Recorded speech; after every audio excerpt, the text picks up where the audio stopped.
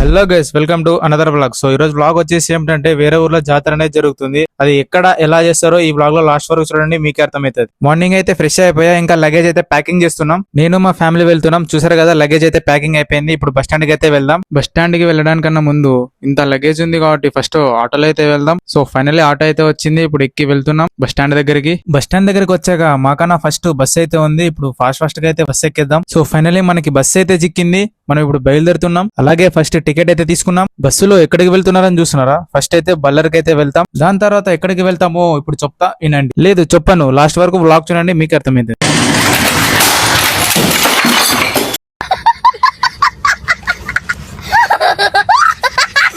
Finally బల్లర్లు అయితే land అయిపోయాం. ఇప్పుడు రైల్వే స్టేషన్ దగ్గరికి అయితే వెళ్తున్నాం. ఓ షెట్, ఇప్పుడు మేము ఏ ట్రైన్ ఎక్కాలో ఆ ట్రైన్ మాకన్నా ముందు వచ్చింది గాయస్. ఫాస్ట్ గా వచ్చి ట్రైన్ అయితే ఎక్కాం. ఇంకా ఎక్కేసి మాకు సీట్స్ చిక్కింటే సీట్ లో అయితే కూర్చున్నాం గాయస్. పోతున్నాం. ఇంకా కూర్చొని ఫస్ట్ అని వస్తే బాగా అయితే తినేసాం గాయస్.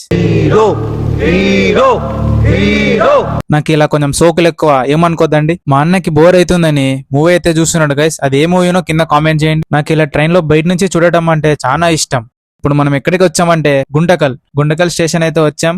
దిగిన వెంటనే ఫస్ట్ అయితే జ్యూస్ అయితే తాగాం. స్టైల్ గా జ్యూస్ అయితే తాగేసా, ఏమనుకోద్దండి, తెలుసు కదా నాకు కొంచెం సోకులు ఎక్కువ అని. అయిపోయాక స్టేషన్ బయటికి అయితే వచ్చాం. ఇప్పుడు ఫస్ట్ ఆటో అయితే ఎక్కాం. ఎక్కిన తర్వాత ఎక్కడికి వెళ్తున్నామో నెక్స్ట్ వ్లాగ్ లో కంటిన్యూ చేశాను గైస్. Stay tune. వ్లాగ్ నచ్చినట్లయితే లైక్ చేయండి. ఇలాంటి వ్లాగ్స్ కోసం ఫాలో చేసుకోవడం మర్చిపోకండి.